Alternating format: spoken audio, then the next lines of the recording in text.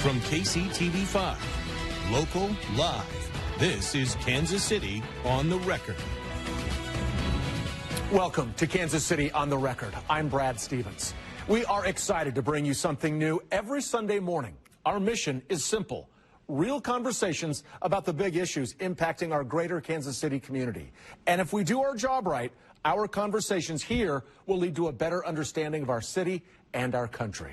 For our very first episode, there may be no bigger issue to tackle with two of your locally elected leaders than the impact of immigration enforcement. The Trump administration's crackdown has been in the headlines for months, and we've felt the ripple effects here in Kansas City. From the death of Renee Good, who moved to Minneapolis after living in Kansas City's Waldo neighborhood, to the proposal of an ICE detention center in South KC. We've also seen ICE agents in the metro arresting workers at local restaurants. Border Patrol and ICE's tactics reached another flashpoint last weekend with the killing of Alex Preddy, an ICU nurse for veterans. The president says he wants to launch a full investigation into his death. ICE's tactics have been under fire and called into question for months, with some fearing their operation could continue to expand. So we talked with Republican Congressman Mark Alford and Democrat Congressman Emanuel Cleaver to get them on the record about their stance on what's happening with the agency. For clarity, I sat down for my conversation with Congressman Alford days before Alex Preddy's killing. He was not available for an interview this week, but after the events this weekend, we reconnected with Alford, who tells us his feelings and sentiments from our interview have not changed. Videos show federal immigration agents deploying tear gas and firing less than lethal rounds into a Minneapolis crowd Tuesday. It's the same day many agents left the city. Among them is former Border Patrol Commander-at-Large Gregory Bovino, who will be reassigned back to his base in California. It follows the killings of U.S. citizens Renee Good and Alex Preddy, along with weeks of face-off between immigration officers. Stop! Look out! And angry protesters. The scenes and their ripple effects have been polarizing. Well, I first thought about the families who saw their family members leaving, going to something that was not supposed to be violent. This is the United States of America. And then I think, you know, they thought they were exercising their rights to protest and their First Amendment rights, and then they end up getting killed.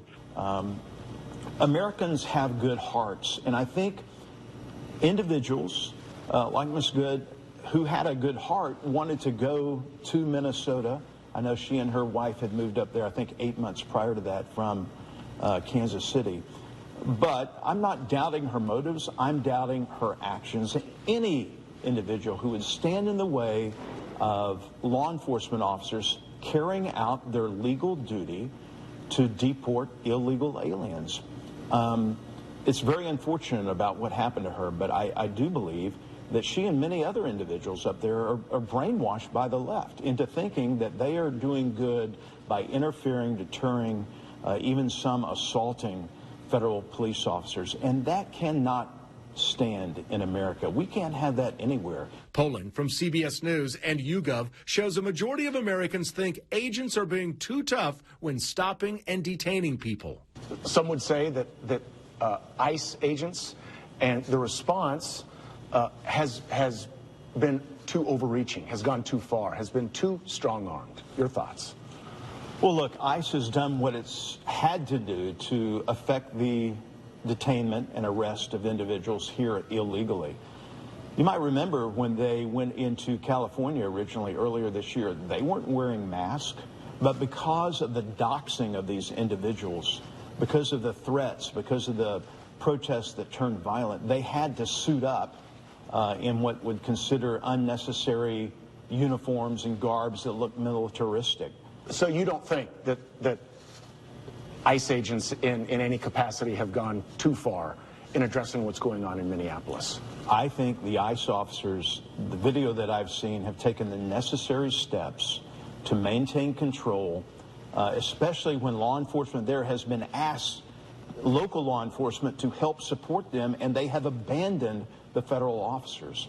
These ICE agents, with 47 days of training, in some instances, 47 days of training, are ill-equipped to deal with an urban event. You can tell that they've been told, to be rough by looking at what they're doing, and shoving a woman into the snow.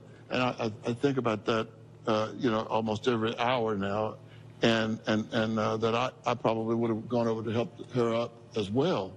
And so now demonstrating in the United States is as dangerous as demonstrating in Iran. Fired defensive shots. In the hours after both Preddy and Good's killings, Secretary of Homeland Security Kristi Noem called them domestic terrorists. She also accused Preddy of arriving to kill law enforcement. The suspect also had 2 magazines with ammunition in them that held dozens of rounds. He also had no ID. This looks like a situation where an individual arrived at this scene to inflict maximum damage on individuals and to kill law enforcement. The sentiment was echoed by former Border Patrol Commander Gregory Bovina. It's a direct contrast to multiple videos recorded by other protesters. In each clip available, it appears Preddy never drew his gun. Instead, an agent appears to take it from him. Then, shots are fired shortly afterward. Records show he had a concealed carry permit. In a statement following the shooting, Congressman Alford calls this an avoidable tragedy, saying, "Every American has the right to peacefully assemble. As a longtime advocate for our Second Amendment rights, I also believe Americans have the God-given right to lawfully carry a firearm. However, no one has the right to obstruct law enforcement, threaten officers, or resist arrest. When someone does any of those things, they put themselves at risk of being met with the use of force. Similarly, when state and local officials incite chaos by encouraging people to obstruct federal law enforcement, chaos is exactly what they will get."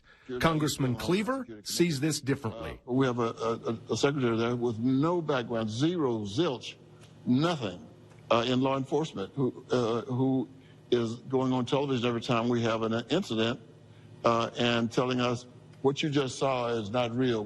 That's not what happened. And then they go on to describe some kind of movie situation. So this is not healthy for the United States of America. 400 miles away, here in Kansas City, the next phase of immigration enforcement and detention is taking shape. Federal officials toured this facility in South Kansas City. They're considering making it the home of a new ICE detention center. It scales more than 920,000 square feet and could house more than 7,000 detainees. In the days after officials took a tour of the building, the Kansas City Council passed a moratorium in an attempt to block it.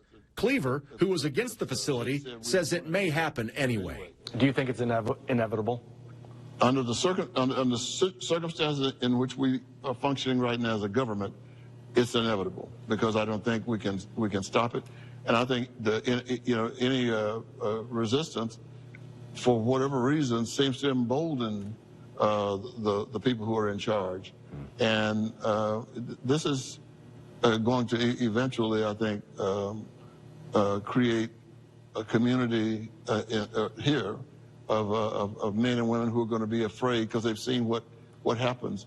And I'm sure they've been told, just do it, don't worry about anything. We have eminent domain rights over everything. In other words, if the city said we didn't want it, they could do it anyway. Congressman Alford says if Kansas Cityans don't want it, he'll take it in his district. He's proposed using a 7-acre lot at 155th and North Scott in Belton. What would be the primary benefits to the residents of Cass County? I think, number one, the jobs that would come with this. This is a big facility. It's going to bring jobs, and it's going to be an economic boost to that particular blighted area, if you will. There's a second area just south of the law enforcement complex in Cass County. I know you've been to there in Harrisonville. The county owns 70 acres there, and they're looking at expanding there. That facility was put in some 20 years ago. I talked to the sheriff, Jeff Weber. They have already outgrown that facility. They house right now federal inmates there. I don't think a lot of people realize how many federal inmates are housed at county facilities. All over the 4th Congressional District, counties are housing, and they're getting $80 to $100 a day per individual. So they're looking at expanding the law enforcement center there in Cass County, and this could be a symbiotic relationship to have the ICE facility there as well. But you can understand why so many people would disagree with what's happened in Minneapolis, and a distrust of ICE as a whole, there are many people who have expressed that sentiment.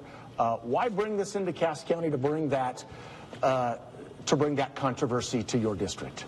This is not about bringing controversy. This is about giving law enforcement, which we believe in, and the mission of ICE, giving them an opportunity to have a cooperative government, a cooperative community. Well, my friend Mark Alford, I would support him in his request to get ICE to come into his district. I think, if that's what he wants. He's probably one of the few people in the country who would make that request, I think. But I would prefer that ICE relocate into an area where they're not going to end up in close contact with the citizens of the 5th Congressional District. In Congressman Cleaver's district, Jackson County leaders are considering an ordinance which would ban federal agents from wearing masks. We asked both where they stand on the idea and how we can cool the temperature in a heated political climate when we come back.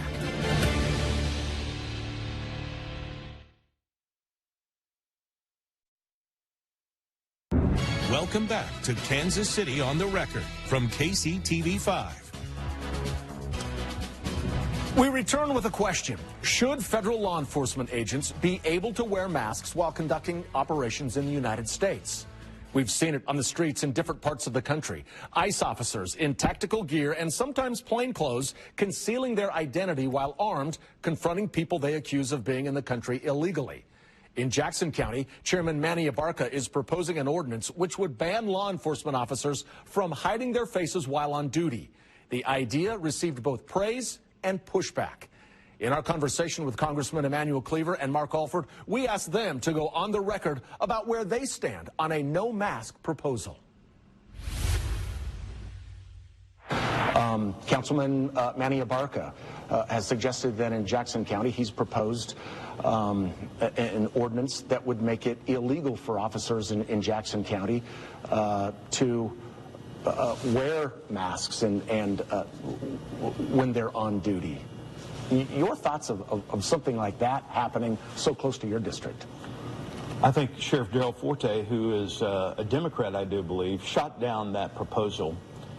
It is not wise to handcuff and shackle law enforcement in their duties to the public, to carry out their normal duties and to remain safe and to be able to go back to their homes at night.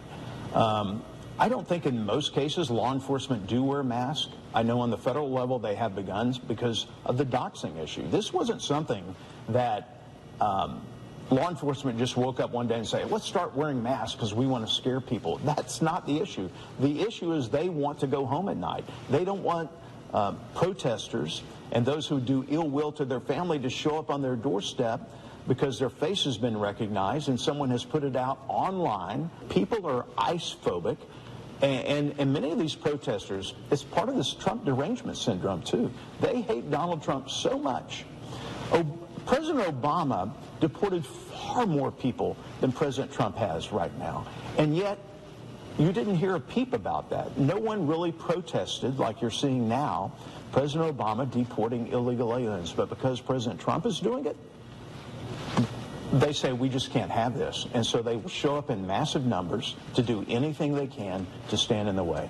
I don't think you can, in the United States, excuse anyone wearing a mask in law enforcement. That's antithetical to the way we live in the United States, the way we, the legal community and the law enforcement community operates. I mean, there's nothing good about wearing a mask and then pulling somebody out of a car. I'm telling my family for years and years and years, you drive down the street, you lock the doors. Somebody runs to the car, you try to speed off. I mean, and there are a lot of fathers and mothers who are telling their children to do that. And I wouldn't want my sister or anybody I know or anybody I don't know for that matter to be pulled out of a car by someone with a mask. How do we get out of this polarization that we're in right now, where each side, no matter which side you're on, or if you're somewhere in the middle, there just seems to be no chance to reach any kind of agreement? Brad, you make a very good point, and that's one thing I strive to do, having been in the communications business for 35 years. I'm trying to bring the temperature down. I'm trying to have conversations. Reverend Cleaver, Congressman Cleaver, is a friend of mine, and we talk about issues like this. We know we're on opposite sides, but unless we can get back to a place in America where we're having face-to-face discussions like this that are non-heated, that don't use emotional tactics, that we can discuss on a reasonable basis. We've got to get back to that in America. Social media is not cutting it. But I think if we're going to use ICE, and we probably are, then I think it has to be reformed. And I think that there have to be some different tactics if we're going to do this.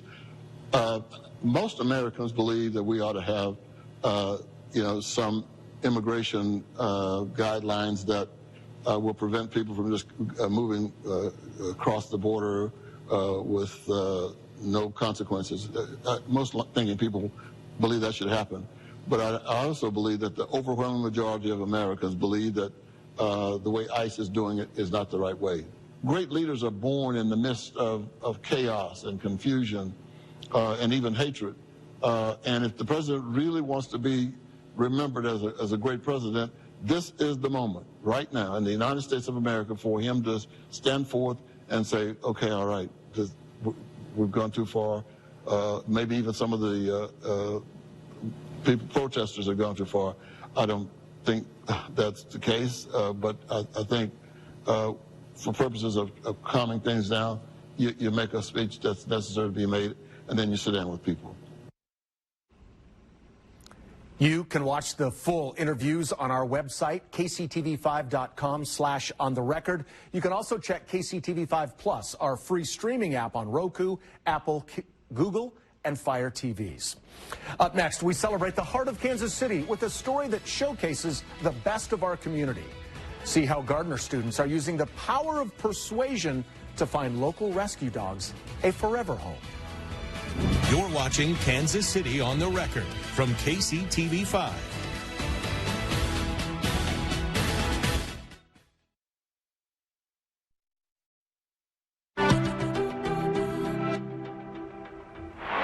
From words to actions, that's the mission of a group of students from Gardner, Kansas. Teachers at New Life Christian Academy asked their students to write persuasive essays about animal rescue. KCTV5's Jordan Fremstad shares how their words echo beyond the classroom. That's why we're here. As you walk through the hallways at Gardner's New Life Christian Academy, Their purpose is to persuade people to adopt the animals. you'll find essays written from the heart. People were writing and spelling better than they ever had before, and it was amazing. Teachers Elizabeth Stone and Becky DeNoon inspire their students to write about animals at Always and Forever Animal Sanctuary. Words that give a voice to animals How wonderful they are. and encourage people to bring them home. Calvin wrote about Brighton. He's a good dog. He wants him to have a family and a home. A good home. Everly wrote about Royce and Oshie. They really need lots of love. It's a way for kids to understand that their words have power. They hope their work on paper will lead to a real life difference here in rural Kansas. I can't tell you how impressed I am. Always and Forever board member Judy Catter-Henrick believes their effort will connect these dogs. This is how you rescue animals. This is how we do it. It takes lots of practice. Making an impact. They look at the world through a different lens and full of hope. We're trying to give them the best life we possibly can. Calvin stepped out of his comfort zone. You surprised yourself? Yes. I'm really proud of how much I wrote. The joy that they had from this brought us joy too. The kids are amazing. Words teach valuable lessons, even for the adults in the room. Oh. Do not underestimate children Jordan Fremstad, and their capacity to love and care. KCTV5 News. It's amazing. That is amazing indeed. Send us your stories of people doing good across Kansas City. Email your ideas to heart@kctv5.com so that we can tell the tales about the heart of our community and what makes it so great. When we come back, we'll take a look at some of the top stories happening in Kansas City this week that you need to know about.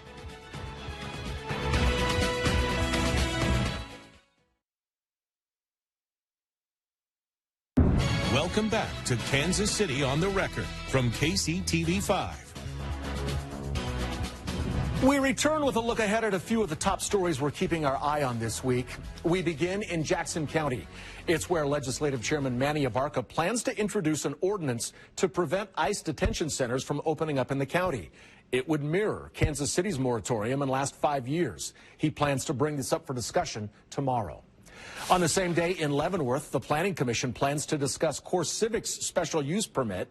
The private prison company is trying to reopen an old facility to hold ICE detainees. It's after a judge struck down a lawsuit by CoreCivic, which tried to reopen the facility without a permit. The public will be allowed to weigh in at tomorrow night's meeting, which starts at 6 o'clock. In Kansas City, the plaza sidewalks could become privately owned. The Planning Commission is set to decide if the city will transfer ownership to the shopping district's new owners. In the past, the owners told us they want control to easily upgrade spaces and elevate security. The Planning Commission's decision is set to come down Wednesday. We want to thank you for watching Kansas City on the Record. We'll see you back here next week. Have a great rest of your weekend. Thanks for watching Local Live KCTV5. Stay connected with KCTV5 Plus. To live stream, watch previous newscasts, and get first warn weather. Just search KCTV on Roku TV, Apple TV, and Fire TV.